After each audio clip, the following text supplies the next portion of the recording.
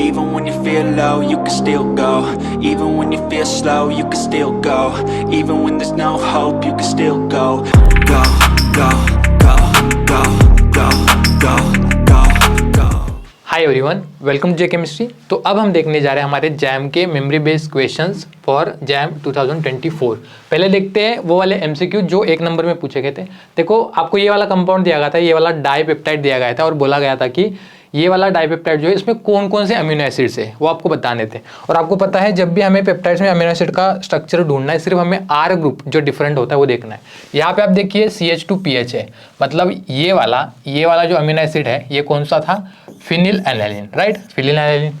और ये वाला यहाँ से इतना जो पार्ट है ये कौन सा था, ये हमारा था एस्पार्टिक एसिड, राइट। तो यहाँ पे इसका करेक्ट आंसर क्या था, phenyl alanine and aspartic acid. ठीक है, नेक्स्ट इस पे आते हैं। आपको दिया गया था ये वाला ट्रांसफॉर्मेशन और आपको बताना था कि कौन सा यहाँ पे रिएजेंट सीक्वेंस जो है वो करेक्ट रहेगा फॉर दिस ट्रांसफॉर्मेशन। तो आप देखिए सिंपली यहाँ पे बाकी कुछ चेंज नहीं हुआ। यहाँ पे ये जो कार्बोनिल के नेक्स्ट कार्बन पे जो मतलब 3H है, ठीक है, यहाँ पे इसका कन्वर्जन किसमें हुआ, OH। मतलब बेसिकली कौन सी रिएक्शन है, हमने देखी हुई ये रिएक्शन, ये वाली हमारी हेलोफॉर्म रिएक्शन, ठीक है, हेलोफॉर्म रिएक्शन। और इसके लिए हम क्या करते हैं, I2 इन NaOH। अगर हम आइडोफॉर्म बना रहे तो I2 इन NaOH यूज करते हैं और बाद में वर्कअप के लिए एक्वियस HCl। तो इसका जो करेक्ट आंसर आने वाला था ऑप्शन ए आने वाला था। बाकी ऑप्शंस अगर आप देखोगे MCPB दिया था, उसके बाद NaOH इन HCl दिया था। अब आप देखो MCPB है, बेयर विलेजर ऑक्सीडेशन अगर होता तो ऑक्सीजन यहाँ पे इंसर्ट होता, ठीक है, और उसका फिर हाइड्रोलिसिस करते तो हमें साइक्लोहेक्सेनॉल का डेरिवेटिव मिलता, ठीक है। तो ये गलत हो जाएगा। DMDO भी क्या होता है, जैसे बेयर विलेजर ऑक्सीडेशन में MCPB हम यूज़ करते हैं या फिर अल्कीन का इपोक्सिडेशन करने के लिए यूज़ करते हैं, वैसे DMDO क्या है, इपोक्सिडाइजिंग एजेंट है। तो ये भी गलत होने वाला था। और यहाँ पे OSO4 तो हम किसके लिए यूज़ करते हैं, डायोल फॉर्मेशन के लिए। तो ये तीनों ऑप्शन गलत है, I2 इन NaOH हमारा करेक्ट आंसर था यहाँ पे। इसके बाद क्वेश्चन नंबर 3 में देखो यहाँ पे क्या पूछा गया था, आपको ये वाला जो रिएक्शन है ये करके दिया गया था, ठीक है। यहाँ पे वाला रिएक्शन करके दिया था, मतलब CN से इस Br को सब्स्टिट्यूट करना है, न्यूक्लियोफिलिक सब्स्टिट्यूशन रिएक्शन था।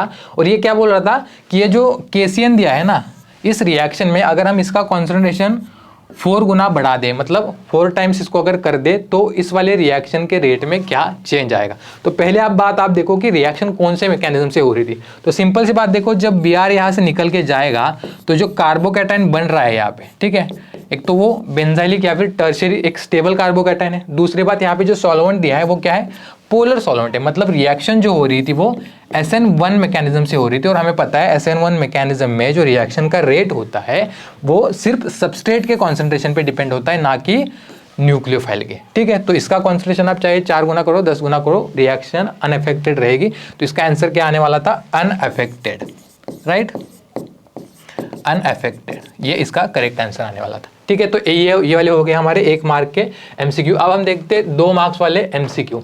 अब देखो ये वाला जो क्वेश्चन नंबर 4 लिया है ना, इस क्वेश्चन के ऑप्शन में थोड़ी सी गड़बड़ थी, ठीक है। कैसे मैं बताता हूँ। पहली बात तो देखो यहाँ पे जब O3 Me2S दिया, मतलब रिडक्टिव ओजोनलिसिस किया, सिंपली क्या हो जाएगा, इसका क्लीवेज हो जाएगा। इसका क्लीवेज होकर हमारे पास क्या आएगा, एक तो ये साइक्लोहेक्सेन रिंग, दूसरा यहाँ पे ये वाला अल्डिहाइड फंक्शनल ग्रुप, और दूसरा हमारे पास यहाँ पे ये वाला अल्डिहाइड फंक्शनल ग्रुप, राइट।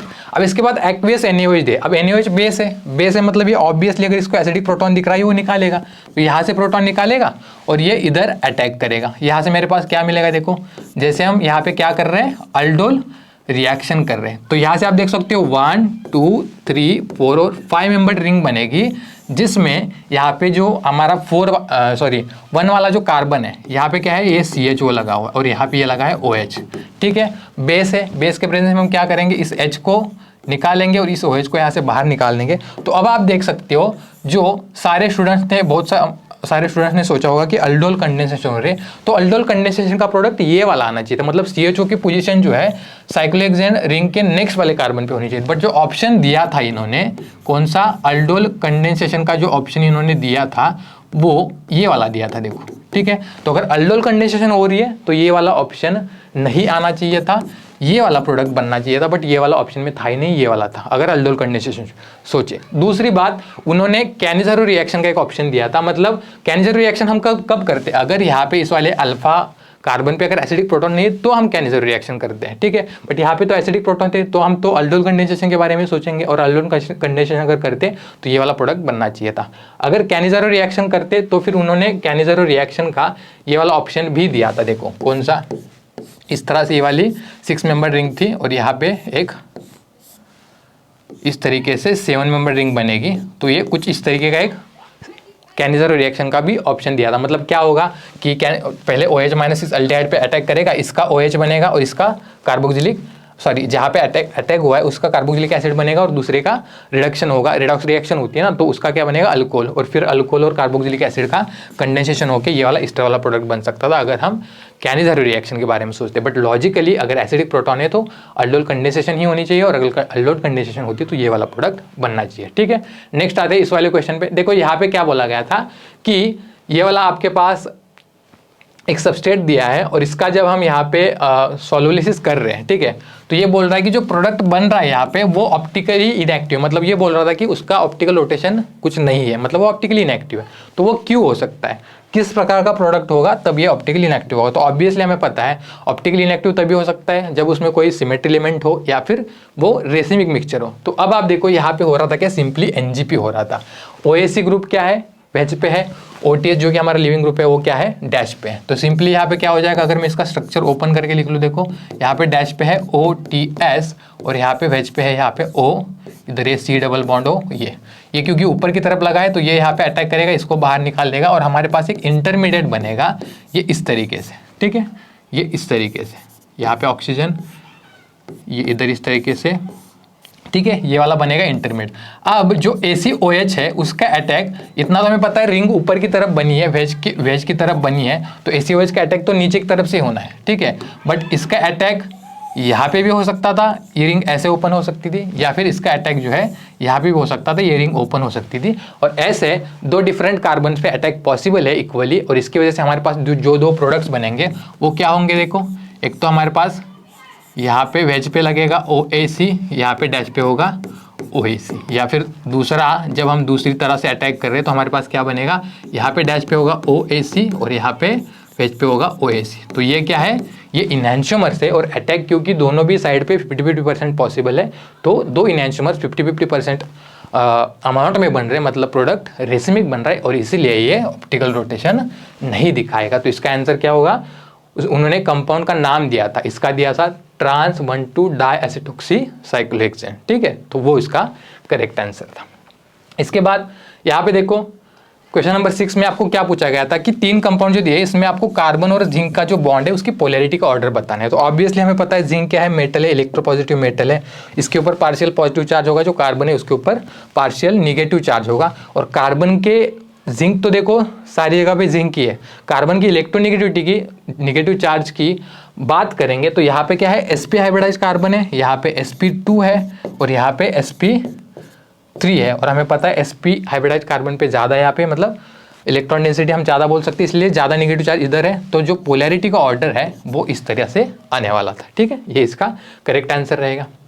इसके बाद देखो क्वेश्चन नंबर 7 में आपको क्या पूछा गया था, जो 4 कंपाउंड दिए इनमें आपको जो इंडिकेट किया हुआ प्रोटॉन है, जो प्रोटॉन यहाँ पे दिखा है उसके एसिडिटी का ऑर्डर बताना था। तो जब भी हम एसिडिटी देखते हैं हम क्या करते हैं, जो एनायन बन रहा है, जो कॉन्जुगेट बेस बन रहा है प्रोटॉन को लूज करने के बाद उसकी स्टेबिलिटी देखते हैं। अगर ये वाला प्रोटॉन लूज हो जाता है, यहाँ से H+ निकल के जाता है और ये जो कॉन्जुगेट बेस बनता है ये अगर स्टेबल है तो ऑब्वियसली वो इजीली H+ को देगा, मतलब वो स्ट्रॉन्ग एसिड होगा। तो अब ये जो कॉन्जुगेट बेसेस बनेंगे सिंपली इनकी देखनी थी आपको क्या, स्टेबिलिटी। जो ज़्यादा स्टेबल कॉन्जुगेट बेस बना सकता है वो इजीली H+ को छोड़ सकता है, मतलब वो स्ट्रॉन्ग एसिड है। तो यहाँ पे ये वाले कॉन्जुगेट बेसेस बन रहे हैं। तो अब आप देख सकते हो ये वाला जो बन रहा है वो एरोमेटिक है, मतलब ये सबसे ज़्यादा स्टेबल है।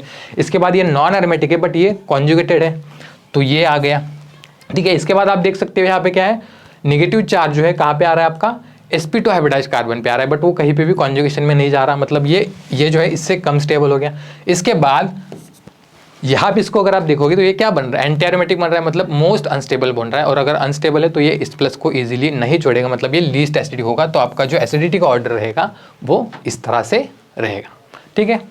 इसके बाद देखो यहाँ पे क्वेश्चन नंबर 8 में क्या पूछा गया था, आपको ये वाला सबस्ट्रेट दिया था और आपको ये वाले रिएजेंट दिए थे, प्रोडक्ट आपको ढूंढना था। पहली बात, सेकेंडरी ब्यूटिल लिथियम में क्या करेगा, एसिडिक प्रोटॉन निकालेगा, यहाँ पे बन गया एनाइन। इसके बाद ये क्या करेगा, न्यूक्लियोफिलिक अटैक करेगा इस वाले कार्बन पे, इसको निकाल देगा बाहर। तो यहाँ से हमारे पास क्या बन गया, देखो इधर सल्फर है, इधर सल्फर है, ये इस तरीके से 6 मेंबर रिंग है, इधर CH2 CH2 CH2 और ये pH लग गया, राइट। इसके बाद देखो HgSO4 H2SO4, इसका काम क्या होता है, डायरेक्टली यहाँ पे इसका क्लीवेज करके यहाँ पे कार्बोनिल बना देगा। मतलब आपके पास मान लो ये ऐसे, ठीक है, ये ऐसे बन जाएगा, ठीक है। इसके बाद क्या दिया है, लेविस एसिड दिया है, जो कि क्या करेगा, यहाँ पे जो ऑक्सीजन है उस लेविस एसिड के बोरॉन, मतलब जो लेविस एसिड है BF3, उसके बोरॉन के p ऑर्बिटल में इलेक्ट्रॉन डालेगा, इसको बना देगा क्या, मतलब इसका इलेक्ट्रोफिलिक कैरेक्टर बढ़ा देगा और MuOH इस पे अटैक करेगा। तो बेसिकली यहाँ पे क्या बनाएगा, इसका एसिटल बनाएगा। देखो मतलब इसका जो फाइनल प्रोडक्ट बनने वाला था वो ये बनने वाला था, वो ये वाला बनने वाला था, ठीक है। ये वाला आपके पास ऑप्शन था और ये इसका करेक्ट आंसर होने वाला है। आगे आपको कोई भी दूसरी कंडीशन नहीं दी है तो आपको ये एसिटल वाला प्रोडक्ट ही यहाँ पे मिलने वाला था। इसके बाद क्वेश्चन नंबर 9 में सिंपली आपके पास ये वाला सबस्ट्रेट दिया था, हीटिंग कंडीशन दिया।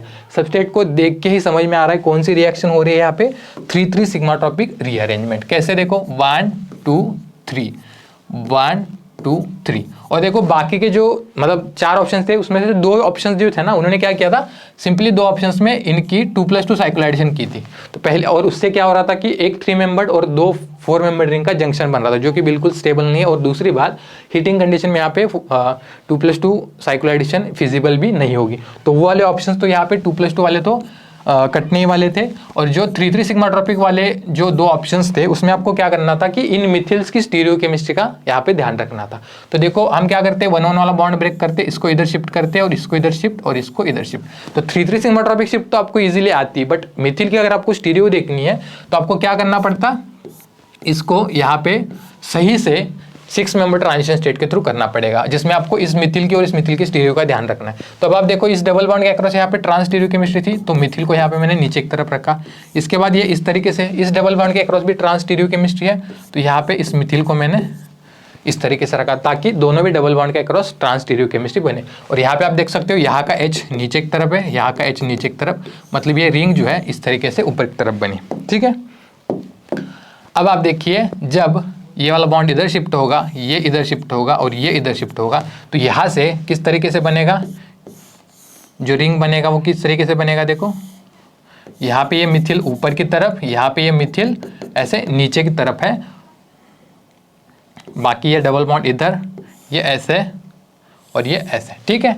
तो अब आप देख सकते हो यहाँ पे दोनों मिथिल क्या है, ट्रांस, और ऐसा वाला एक ही ऑप्शन था हमारे पास। तो यहाँ पे क्या हो जाएगा, ये वाला ऑप्शन, मतलब आपका ये जो इस तरीके से बन रहा था। कैसे, मैं इसी में दिखा दूँ, इस सबस्ट्रेट में, अगर इस सबस्ट्रेट में ही मैं दिखा दूँ आपको, जो आपका फाइनल प्रोडक्ट बन रहा था इसका करेक्ट, वो इस तरीके से था। देखो ये ऐसे बनेगा, राइट। मतलब H की स्टीरियोकेमिस्ट्री वहाँ पे मेंशन नहीं थी, बट ये क्या होगा, ये वाला मिथिल इस तरीके से डैश पे और ये वाला मिथिल इस तरीके से फेल्च पे, इन पे आपको ध्यान देना था, ठीक है। अब आती है इस वाले क्वेश्चन पे, क्वेश्चन नंबर 10। देखो यहाँ पे क्या हो रहा था, Br2 इन KOH दिया है, अमाइड दिया है, बस क्या है, अमाइड कॉन्जुगेटर था, इसलिए यहाँ पे थोड़ा सा आप फंस सकते थे। Br2 KOH से तो हमें पता है यहाँ पे हॉफमन ब्रोमेमाइड डिग्रेडेशन होना है, और उसका प्रोडक्ट जो है सिंपली हमें पता है, जो भी हमारे पास अमाइड होता है उसमें एक कार्बन कम होगा और अमाइन बनेगा। तो मैं इस कार्बन को हटा देता हूँ और सिंपली यहाँ पे अमाइन बना देता हूँ, तो ये बन गया अमाइन। बट ये अब आप देख सकते हो ये वाला NH2 ग्रुप अल्किन के साथ कॉन्जुगेटेड है, मतलब ये इनअमाइन है। तो ये क्या करेगा, ये जैसे एक्वियस HCl दिया है, ये इधर नेगेटिव चार्ज को शिफ्ट करेगा, लोन पेयर को शिफ्ट करेगा, और ये क्या करेगा, इस HCl से प्रोटॉन लेगा। मतलब यहाँ पे हमारे पास आगे जो बनेगा वो क्या बन रहा है, PH, यहाँ पे इस तरीके से डबल बॉन्ड NH2, ये क्या बन गया हमारे पास, यहाँ पे इमाइन बन गई। और इमाइन का अब देखो एक्वियस HCl, मतलब वाटर भी है और HCl भी है, एक्वियस HCl दिया है, तो हमें पता है इमाइन का जब हाइड्रोलिसिस होता है तो यहाँ से क्या बनता है, अल्डेहाइड। तो ये इस तरीके से अल्डेहाइड बनने वाला था, तो ये आपका फाइनल प्रोडक्ट यहाँ पे आने वाला था इस रिएक्शन का, ठीक है। ये वाला रिएक्शन देखो क्वेश्चन नंबर 11, इसमें आपको अगेन एक पेरिसाइक्लिक रिएक्शंस हो रही थी, कौन सी, 3,3 सिग्माट्रोपिक शिफ्ट ही हो रही थी। ये वाला क्वेश्चन हमने देखा है कैसे होगा, देखो ये वाला O- इधर अटैक करेगा, ये नेगेटिव चार्ज ऑक्सीजन के ऊपर जाके वापस आएगा, इस लिविंग ग्रुप को यहाँ से बाहर निकाल देगा। तो यहाँ से हमारे पास क्या आ गया, देखो यहाँ से हमारे पास ये इस तरीके से नाइट्रोजन, इधर मिथिल है आपका ऑक्सीजन, इधर ये कार्बोनिल ग्रुप और ये मिथिल, ठीक है। नाइट्रोजन के 4 बॉन्ड है तो प्लस चार्ज। अब इसके बाद देखो हीटिंग कंडीशन दिया है, मतलब कुछ ना कुछ तो यहाँ पे पेरिसाइक्लिक रिएक्शंस होना था, और इसके लिए थोड़ा सा आपको इस स्ट्रक्चर को रीअरेंज करना था। कैसे? इस H को अगर आप इधर शिफ्ट, मतलब ऐसे इस तरीके से ये दिखा दोगे शिफ्टिंग, तो अब आप देख सकते हो सबस्ट्रेट आपका किस तरह से आ रहा था, ये इस तरीके से, इधर डबल बॉन्ड, इधर डबल बॉन्ड, इधर आपका ऑक्सीजन, इधर ये डबल बॉन्ड O और इधर ये मिथिल ग्रुप। अब आप देख सकते हो आपका जो सबस्ट्रेट बना है वो 3-3 सिग्माट्रोपिक शिफ्ट जिसमें होती है वैसे बना है। कैसे करेंगे रिएक्शन हीटिंग कंडीशन में? देखो यहाँ पे 1, ये 2, ये 3, ये 1, ये 2 और ये 3, ठीक है। 1-1 वाला बॉन्ड ब्रेक करेंगे, इसको इधर शिफ्ट करेंगे, इसको यहाँ पे और इसको यहाँ पे, और यहाँ से हमारे पास जो फाइनल प्रोडक्ट बनेगा वो आपका जो करेक्ट आंसर था वो ये वाला था। देखो ये इस तरीके से नाइट्रोजन का बॉन्ड जो 4th बॉन्ड, मतलब जो ऑक्सीजन के साथ बॉन्ड था वो टूट गया, इधर ये CH2O, इधर ये डबल बॉन्ड O और ये CH3। तो ये आपका 3-3 सिग्माट्रोपिक रीअरेंजमेंट के बाद ये वाला प्रोडक्ट बनने वाला था। इसके बाद देखो क्वेश्चन नंबर 12 में यहाँ पे क्या पूछा गया था। सिंपली कौन सी रिएक्शन थी हमारी? ये वाली हमारी ये थी सेमी पिनोकोलोन रीअरेंजमेंट, सॉरी कौन सी, डेमजानो रीअरेंजमेंट, ठीक है। हमें पता है HNO2 में क्या होता है, जो NH2 है वो N2+ एक गुड लिविंग ग्रुप में कन्वर्ट हो जाएगा, तो यहाँ पे क्या बन जाएगा, ये N2+। अब हमें पता है इसकी जो सिग्मा स्टार है यहाँ पे, तो जैसे ही ये वाला ऑक्सीजन अपनी लोन पेयर को इधर शिफ्ट करेगा, हमें पता है अगर इलेक्ट्रॉन का ट्रांसफर होना है तो ऑर्बिटल एक दूसरे को पैरेलल होनी चाहिए। तो इस सिग्मा स्टार को पैरेलल ग्रुप कौन सा है, ये वाला नीचे जो मिथिल है, तो ये मिथिल क्या करेगा, इधर माइग्रेट करेगा। अगर मैं इधर की रिंग ना दिखा दूँ, सिर्फ 6 मेंबर रिंग के थ्रू दिखा दूँ, तो यहाँ पे स्ट्रक्चर कैसे बनने वाला, देखो इधर बनेगा ये कार्बोनिल ग्रुप और यहाँ पे मिथिल, यहाँ पे जो है वो इधर ट्रांसफर हो, और क्योंकि नीचे वाले फेज से ट्रांसफर हुआ है तो यहाँ पे क्या रहेगा, देखो आपका मिथिल इस तरह से इक्वेटोरियल डाउन पोजीशन पे रहने वाला था, और बाकी आपका जो स्ट्रक्चर था वो ऑप्शन में भी आपको दिया गया था एज इट इज, राइट। अब यहाँ पे क्या होने वाला था, जैसे ही HNO2 में N2+ यहाँ पे बन गया, N2+ यहाँ पे बन गया, अब इसकी सिग्मा स्टार भी यहाँ पे है, बट अब आप देख सकते हो क्या है, मिथिल ऊपर की तरफ है, ऑक्सीजन नीचे की तरफ है, तो ये क्या करेगा, ऑक्सीजन इसमें इलेक्ट्रॉन डालेगा, इसको निकाल देगा बाहर। मतलब यहाँ पे जो प्रोडक्ट बनने वाला था, इसमें यहाँ पे आपको क्या ध्यान रखना था, इस तरह से नीचे की तरफ ये इपोक्साइड रिंग और इधर मिथिल बनने वाला था, और बाकी जो स्ट्रक्चर है वो एज इट इज। तो ये इसके करेक्ट आंसर रहने वाले थे, ठीक है। अब आते हैं वो वाले MSQ जो 2 मार्क्स के लिए पूछे गए थे। यहाँ पे देखो इस वाले क्वेश्चन में क्या पूछा गया था, सिंपली आपको स्ट्रक्चर पे ध्यान रखना था, कोई मैकेनिज्म करने की नीड नहीं थी। यहाँ पे क्या बोला था कि कौन से ऐसे कंपाउंड है इसमें जो सेम ओसेजोन फॉर्म करेंगे जैसे कि हमारा डी ग्लूकोज देता है। तो हमें पता है ओसेजोन फॉर्म जब भी होता है तो उसमें ये जो फर्स्ट और सेकंड कार्बन इसकी स्टीरियोकेमिस्ट्री मैटर नहीं करती, ठीक है, क्योंकि वो वाले कार्बन्स ओसेजोन फॉर्मेशन में इन्वॉल्व हो जाते हैं। तो नीचे जो कार्बन्स है उनकी स्टीरियोकेमिस्ट्री अगर सेम है तो वो वाले कंपाउंड सेम ओसेजोन देंगे। पहली बात तो यहाँ पे इसमें कोई भी कार्बोनिल ग्रुप नहीं है। हमारे पास जो ग्लूकोज या फिर फ्रुक्टोज है, जो कीटोज या फिर अल्डोज शुगर है, उनमें कार्बोनिल ग्रुप होता है, इसलिए वो ओसेजोन फॉर्म करते हैं। यहाँ पे ये तो ओसेजोन देगा ही नहीं, ठीक है। दूसरी बात, ग्लूकोज की अगर हम बात करेंगे तो आप देख सकते हो ये क्या है, इसका स्ट्रक्चर किसका है, फ्रुक्टोज का है। हमें पता है फ्रुक्टोज, ग्लूकोज और मैनोज तीनों क्या करते हैं, सेम ओसेजोन फॉर्म करते हैं। ये फ्रुक्टोज है क्योंकि ग्लूकोज की जैसे स्टीरियोकेमिस्ट्री होती है वैसे ही इन 3 कार्बन्स की स्टीरियोकेमिस्ट्री, ऊपर वाला कोई मैटर नहीं करता। तो एक तो ये वाला सेम ग्लूकोज जैसा ओसेजोन फॉर्म करेगा। इसमें अगर आप देखोगे यहाँ पे भी क्या है, इन तीनों कार्बन्स पे सेम स्टीरियोकेमिस्ट्री, ऊपर वाली स्टीरियोकेमिस्ट्री मैटर नहीं करती। तो ये क्या है, यहाँ पे हमारे पास ये भी सेम ओसेजोन देगा ग्लूकोज जैसा। इसकी अगर आप बात करोगे तो यहाँ पे देखो इधर क्या है, स्टीरियोकेमिस्ट्री डिफरेंट है इस कार्बन पे, तो ये नहीं देगा। तो ये वाले 2 इसके आंसर आने वाले थे, राइट। अब देखो इस वाले क्वेश्चन में हमें क्या पूछा गया था, इन चारों कंपाउंड में से कौन कौन से कंपाउंड कायरल है, ठीक है। तो पहली बात तो यहाँ पे हमारे पास क्या है, स्पाइरो कंपाउंड है, जिसमें आप कुछ भी करोगे इस वाले कंपाउंड में प्लेन ऑफ सिमेट्री नहीं आएगी। इसमें क्या हो जाएगी यहाँ पे एक्सियल कायरलिटी हो जाएगी। तो ये वाला हमारा क्या है, कायरल कंपाउंड है। इसकी अगर आप बात करोगे, आप देखो इसको अगर रिंग को इस तरह से कंसिडर करोगे, ये वाला मिथिल क्या है, नीचे की तरफ है, ये ऊपर की तरफ है। यहाँ से अगर इस तरह से लाइन ड्रॉ करोगे तो ये सेम ग्रुप मिल रहा है। यहाँ से अगर आप सेम लाइन ड्रॉ करोगे सेम ग्रुप मिल रहा है, मतलब इसमें क्या है, सेंटर ऑफ सिमेट्री। तो ये ऑप्टिकली मतलब ये अकायरल हो जाएगा, ठीक है। सिमिलरली इसमें अगर आप देखोगे, इसमें आप देखो ये वाली क्या है, ये वाली क्या है, इसमें प्लेन ऑफ सिमेट्री है, तो ये भी क्या है, अकायरल है। इस वाले सिस्टम की अगर आप बात करेंगे, अलीन सिस्टम है जिसमें आप देख सकते हो सब्स्टिट्यूशन कुछ इस तरह से है कि इस कंपाउंड में प्लेन ऑफ सिमेट्री नहीं आ पाएगी, क्योंकि अलीन में दोनों प्लेन्स एक दूसरे को क्या है, परपेंडिकुलर है। तो एक ये हमारा क्या हो गया, कायरल कंपाउंड। तो ये वाले दो इसके आंसर आने वाले थे। ठीक है, अब आते हैं इस वाले क्वेश्चन पे। क्या पूछा गया था कि आपको ये वाला सबस्ट्रेट दिया था, ये वाला प्रोडक्ट दिया था और पूछा था कि कौन सा करेक्ट सिंथेटिक रूट होगा अगर हमें ये वाला कंपाउंड यहाँ से फॉर्म करना है। ठीक है, तो इसका देखो करेक्ट आंसर जो आने वाला था ना, वो ये तीनों आंसर करेक्ट आने वाले थे और ये वाला आंसर इसका गलत था। क्योंकि देखो यहाँ पे CrO3 H2SO4 दिया है, CrO3 और ठीक है, या फिर पहले एक एक करके देख लेते हैं। यहाँ पे देखो पैराटोलिन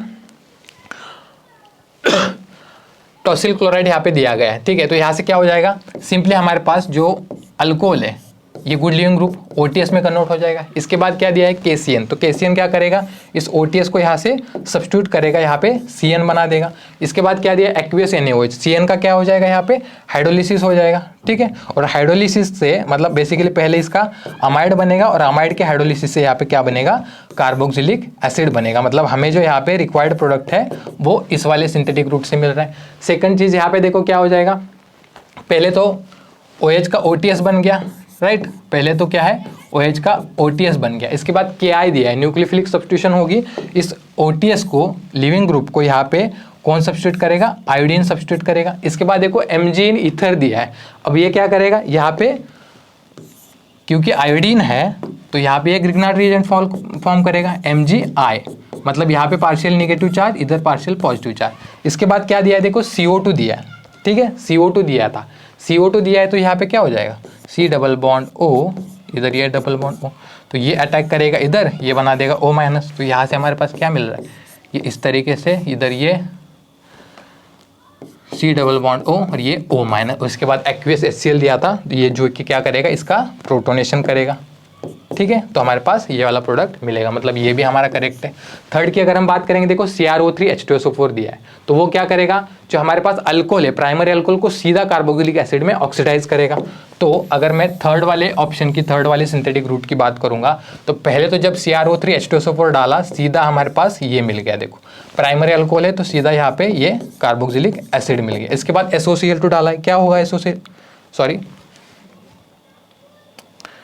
क्या हो जाएगा, SOCl2 से कार्बोक्सिलिक एसिड जो है हमारा यहाँ पे एसिड क्लोराइड में कन्वर्ट हो जाएगा। इसके बाद देखो CH2N2 दिया है, राइट। CH2N2 दिया है, मतलब यहाँ पे Cl को सब्स्टिट्यूट करेगा हमारा डाइजोमीथेन, तो यहाँ पे आएगा CH2, यहाँ पे N ट्रिपल बॉन्ड N, इसके ऊपर प्लस चार्ज। ठीक है, और जो Cl- बाहर गया है यहाँ पे, जब CH2 ने अटैक किया न्यूक्लियोफिलिक अटैक, तो जो Cl- बाहर दिया है तो वो क्या करेगा, यहाँ से H+ निकालेगा, राइट। और यहाँ पे हो जाएगा नेगेटिव चार्ज। ठीक है, अब इसके बाद Ag2 दिया है। Ag2 किसके लिए काम आता है, इस N2 गैस को यहाँ से निकाल के कार्बिन फॉर्म करने के लिए। तो यहाँ से क्या बन जाएगा, देखो यहाँ से बन जाएगा ये कार्बिन, और ये जो कार्बिन है वो रीअरेंज होगी किसमें, कीटीन में, ये इधर और ये इधर शिफ्ट हो जाएगा। और यहाँ से आप देख सकते हो क्या बन गया, ये इधर यहाँ पे ये कार्बन, यहाँ पे ये double bond C double bond O, right. और आपका यहाँ पे क्या है, एक H है। और इसके बाद जब वाटर का यहाँ पे न्यूक्लियोफिलिक अटैक होगा इस वाले कार्बन पे, तो फाइनल आपको ये वाला प्रोडक्ट यहाँ से मिल रहा था, राइट। मतलब यहाँ पे ये करेक्ट है, ये करेक्ट है और ये करेक्ट। ये क्यों नहीं, क्योंकि CrO3 H2SO4 से पहले कार्बोक्सिलिक एसिड बनेगा और बाद में सीधा यहाँ पे क्या दिया है, CH2N2, मतलब इससे प्रोडक्ट जो बनने वाला था वो ये वाला बनने वाला था। देखो यहाँ पे OCH3, ये वाला प्रोडक्ट बनने वाला था। आप खुद ही इसका मैकेनिज्म करके देख सकते हो। ठीक है, क्लियर है। तो ये 3 इसके आंसर थे। इसके बाद देखो यहाँ पे इस वाले क्वेश्चन में क्या पूछा गया था, आपको बोला गया था कि कोई ऐसा कौन कौन से कंपाउंड है, ये नीचे 4 ऑप्शंस आपको दिए गए थे, यहाँ पे मैंने स्ट्रक्चर ड्रॉ किए, वहाँ पे नाम दिए गए थे। तो यहाँ पे आपको बोला गया था कि ये कंपाउंड जो है कौन सा कंपाउंड हो सकता है जिसपे हम मिथिल मैग्नीशियम ब्रोमाइड का न्यूक्लियोफिलिक अटैक करें और उसके बाद NH4Cl से वर्कअप अगर करें तो हमारे पास ये वाला प्रोडक्ट, मतलब 1 मिथिल 1 फिनिल इथेनॉल मिल सकता है। तो इसका करेक्ट आंसर कौन सा आएगा, ये वाला, ये दोनों। ठीक है, क्योंकि इस पे अगर आप अटैक करोगे तो आपको यहाँ पे क्या मिलेगा, मतलब पीएच इसमें आएगा ही नहीं, क्योंकि जब न्यूक्लियोफिलिक अटैक होगा CH3 माइनस का तो ये जो OPH है वो तो बाहर ही चला जाएगा। मतलब तीनों भी मिथिल होंगे यहाँ पे अगर हम सबस्ट्रेट A को यूज़ करते हैं। इसको यूज़ करेंगे तो यहाँ पे सिंपली मिथिल का जब अटैक होगा तो प्रोपेनॉल बनेगा, तो ये भी गलत है। और इन दोनों पे अगर आप इसकी न्यूक्लियोफिलिक एडिशन कर न्यूक्लियोफिलिक सब्स्टिट्यूशन करके वर्कअप कराते हो तो फिर आपको ये वाला प्रोडक्ट मिलने वाला था, राइट। तो ऑप्शन आपका C और D इसमें करेक्ट था। अब आते इस वाले क्वेश्चन पे जो NIT में पूछा गया था 1 मार्क के लिए। क्या बोला गया था, ये आपके पास सबस्ट्रेट दिया गया है और इसकी एग्जॉस्टिव हाइड्रोजनेशन की है, मतलब इसकी हाइड्रोजनेशन की है और पूरी तरह मतलब बहुत सारे अमाउंट में किया, ऐसा बोल सकते हो, ठीक है। मतलब सारे के सारे डबल बॉन्ड हमें रिड्यूस करने हैं। तो अगर हम इस कंपाउंड के सारे double bond triple bond exhaustive hydrogenation अगर करते हैं तो आपके पास ये वाला प्रोडक्ट बनेगा। और जो प्रोडक्ट बन रहा है उसके नंबर ऑफ स्टीरियोइसमर्स कितने होंगे ये बताना है। तो स्ट्रक्चर प्रोडक्ट का जो आ रहा था ये वाला आ रहा था। इसमें क्या है, यहाँ पे एक स्टीरियो सेंटर है, यहाँ पे एक स्टीरियो सेंटर है। मतलब हम 2:n वाले फॉर्मूले से अगर करते तो 4 आना चाहिए स्टीरियोइसमर्स। बट आप देख सकते हो इसमें क्या है, इसमें 2 स्टीरियो सेंटर्स है, even number of stereo centres है। और इसमें एक स्टीरियोइसमर में प्लेन ऑफ सिमेट्री होगी, मतलब एक पेयर जो होगा वो मेसो कंपाउंड का होगा और एक इनैंशियोमर का होगा। तो टोटल यहाँ पे 3 आना चाहिए इसका आंसर, राइट। इसका आंसर कितना आना चाहिए, नंबर ऑफ स्टीरियोइसमर्स इसके लिए 3 आने चाहिए, ठीक है। अब इस वाले क्वेश्चन में सिंपली बोला गया था कि 1H NMR स्पेक्ट्रम में कितने सिग्नल्स मिलेंगे। तो देखो मॉलिक्यूल सिमेट्रिकल है, इन CH3 प्रोटॉन्स के लिए एक सिग्नल और ये जो बेंजीन रिंग के चारों प्रोटॉन्स है ये चारों क्या है, सेम ही तो है, तो इनके लिए एक सिग्नल। तो टोटल इसके कितने सिग्नल आएंगे, 2, राइट, ठीक है। तो ये वाले क्वेश्चन जो है 2 क्वेश्चन पूछे गए थे NIT में 2 मार्क्स के लिए। तो देखो इस वाले क्वेश्चन में क्या बोल रहा था, इस कंपाउंड का नाम दिया है, मैंने यहाँ पे स्ट्रक्चर ड्रॉ किया है। बोल रहा था कि ये जो 1,2-डायोन है इसके ऊपर कॉन्सेंट्रेटेड NaOH का रिएक्शन किया गया है और आपके पास एक कार्बोक्सिलिक एसिड बन रहा है।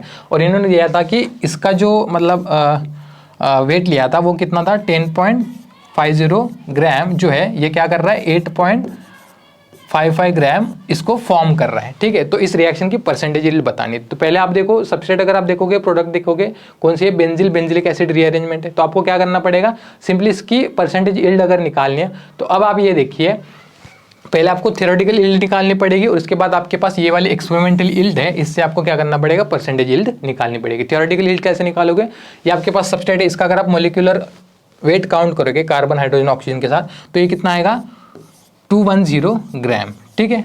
और इससे हमारे पास यहाँ पे क्या मिल रहा है, इसका अगर आप मोलिकुलर वेट काउंट करोगे तो ये आएगा 228 ग्राम। मतलब हमारे पास 210 ग्राम से 228 ग्राम हमारे पास क्या मिल रहा है, ये वाला प्रोडक्ट मिल रहा है। मतलब हमारे पास 1 ग्राम से कितना मिल रहा है, 228 डिवाइडेड बाय 210, इतना हमारे पास क्या मिल रहा है प्रोडक्ट। 1 ग्राम सबस्ट्रेट से ये वाला इतना प्रोडक्ट हमारे पास मिल रहा है। मतलब हमारे पास अगर इतना है 10.50 ग्राम है सबस्ट्रेट, तो इससे प्रोडक्ट कितना मिलना चाहिए, 228 डिवाइडेड बाय 210 इंटू 10.50 ग्राम। और अगर इसको अगर आप कैलकुलेट करते हो तो ये कितना आ रहा था, ये आ रहा था 11.4 ग्राम। ये क्या होगी आपकी, ये आपकी होगी थियोरेटिकल यील्ड, राइट।